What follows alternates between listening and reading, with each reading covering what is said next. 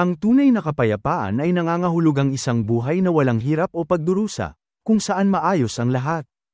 Ngunit nagtuturo sa atin ang Biblia ng isang bagay na radikal na naiiba. Sa mga taga-Roma Kabanata 5, talata 3, at hindi lamang gayon, kundi sa ating mga kapighatian ay nagagalak tayo, yamang nalalaman natin na ang kapighatian ay gumagawa ng pagtitiis. Ipinapakita ng talatang ito na sa pamamagitan ng kapighatian, nabubuo ang ating pagtitiis, lakas, at maging kagalakan. Minsan, ang pinakamabibigat na pagsubok ang nagdudulot ng pinakamalaking paglago. Gusto mo bang makita ang mga hamon sa buhay mula sa bagong pananaw?